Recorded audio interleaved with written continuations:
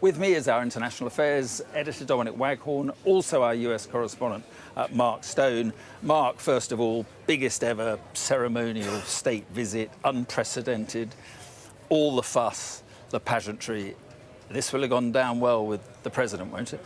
It's all the flattery, all the dazzlement that he absolutely loves. I mean, how many times has he said it before? Ever since that moment when Keir Starmer revealed the letter from the King in the Oval Office back in February, he has been excited about this. I think a few months later, when the date was announced that it was going to happen, he called it a fest. He said it's going to be a fest. And, you know, the other side of those walls there, it has in his eyes been just that. I think it's clear from his body language. He's loved every moment of this. He kind of has, for a president who's pretty unemotional, he has a sort of emotion that comes out with all things British. He really, really enjoys that. And of course, that's why this is happening. That's why the King has been asked by the government to do all this. And it's all about pageantry and pomp with a purpose. The diplomacy that we'll see over the next few days. But, you know, Dominic and I were discussing a moment ago, there's something missing here. It takes a second to work out what it is. There's something a bit flat about this. There's a lack of people. There are, you know, maybe, I don't know, what do you reckon over there? About 100 people or so, maybe 200? Yeah. Not many more. The protesters in town, again, not that many.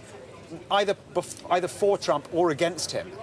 Is this just security, or did he just not want pictures of protests behind him? I think there was a risk, that there was a concern among the organisers that there could be a lot of protesters and that it would kind of put a bit of a sour note on the whole thing. For a president who, let's remember, is thin-skinned, they wanted to keep it sterile, and that's kind of what it is, isn't it? It feels a bit sterile. And Dominic, I mean, he gets these pictures that will be played across America, no question about that. But diplomatically, what does the UK get in return, or what does the UK hope it will get in return? Well, I think, Mark, you've got the symbolism, you've got the ceremonial, the protocol side of it, and that's the same as any state visit. This is the second state visit, so it's cementing that special relationship further, but it's the head of states of both countries, and it's not just the man involved or the men involved, it's the office as well.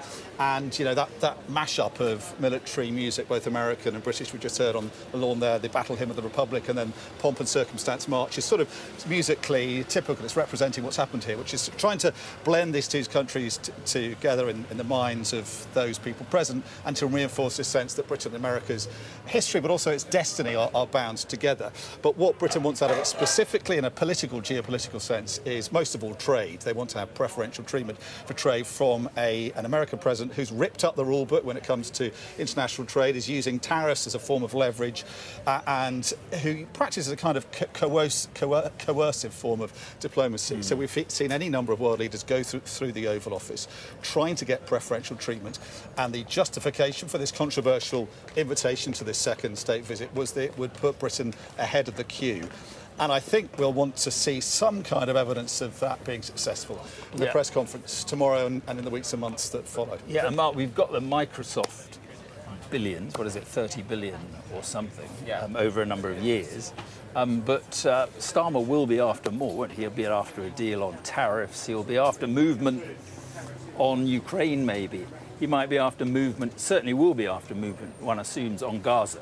He has played the trump card up front, and there were many who wondered if he played it too soon. Britain's best card was played back in February, and that's what we're seeing unfold now. So I guess the question is, what's the next move in the game? Starmer needs it, to be fair. I mean, the timing's not that bad, is it? No, right. I mean, he needs the distraction, but that's all linked as well. You know, Mandelson and all of that. Mandelson, incidentally, was the guy who was organising all of this. Now he's preparing to leave the embassy in Washington.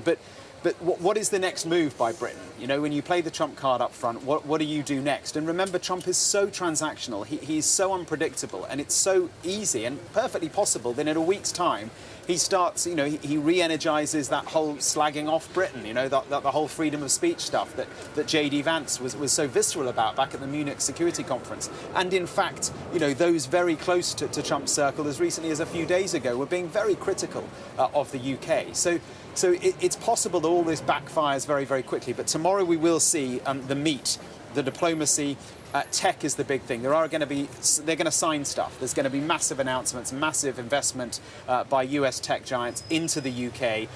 So you know, in a sense, when critics of this trip say, why are you doing this? Starmer's answer is jobs, money. Investment in the UK. We need America. We need to be as close as possible, warts and all, controversy and all. But the question back is, what is America getting in return? I mean, digital services tax is something Americans want us to scrap. That brings in about £900 million to the UK economy. If you scrap that, you lose that money. So how much are you going to make as a consequence of American investment into the UK to balance that out? Yeah. The one tangible, concrete achievement that we've had so far out of this invitation back in February was the British-American trade agreement. Not really a deal, but it's some kind of agreement that's not really been fully fleshed out yet. Joseph Stiglitz, a Nobel Prize-winning economist, said that is not worth the paper it's written on, because this president is somebody who goes back on his word. Just ask the Canadians, ask the Mexicans. So, you know, whatever he says tomorrow, is he going to mean it when he goes back? He's a man who changes his mind very often.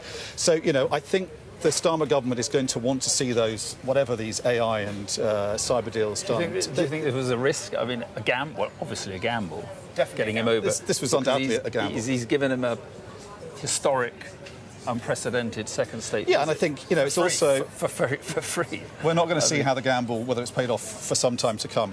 If you go back to 1522, when Henry VIII hosted Charles V, the Holy Emperor, Holy Roman Emperor. You were doing your stuff last night. That's the last state visit back 500 years ago to happen here. Now that ended pretty badly with the Spanish Armada eventually. So, you know, in 3 years' time, Keir Starmer could actually regret what's happened here. It could look like a naive gamble, but if he ends up with a trade deal that's the envy of the world, then the opposite would have happened. I was just thinking if he's still around. Exactly, and he may, you know, his demise might be accelerated by the man he's hosting, who, of course, is a supporter and a kindred spirit of Nigel Farage's, and that might be his undoing. And remember, like, I was just talking to some of some of the fans of Donald Trump, plenty of MAGA caps down there. The voices are not American, they're British. They're Brits who love Trump. And they also love Nigel Farage. They're aligned to the right of politics here. They're aligned to reform, and that's a kind of weird dynamic for Keir Starmer, given that reform is his biggest threat. Yeah, just a last point, Dominic. I was talking about what Britain could get. Judging from Marco Rubio's visit to Israel, it's unlikely that Starmer's going to persuade him to move much on Gaza. I mean, it looks as if the Americans are even supporting this latest assault on Gaza City. Well, you know, the Gaza campaign, which many, even inside the government that's hosting Donald Trump, and certainly within the ruling Labour Party, is regarded as a genocide, and that was corroborated by a UN report from a prestigious international lawyer yesterday, and that is the problem for this Prime Minister. He's inviting somebody he's at odds with on Gaza, he's at odds with over Ukraine, over international trade. So, but, you know, I think he was saying in this defence, you can't beat what's happened here, but also the kind of networking and FaceTime that's going on in the background. Yvette Cooper's not met Marco Rubio before in their capacities as foreign ministers. That kind of human FaceTime is very important, and you can build on that. And I think that's probably the most they can hope for in terms of influencing. Quick last thought. Well, not only Marco Rubio, but Steve Witkoff is here. Donald Trump's kind of negotiator-in-chief. He's the guy who is heavily involved in Israel, Palestine, but also Ukraine and Russia. So those sideline chats will be very important.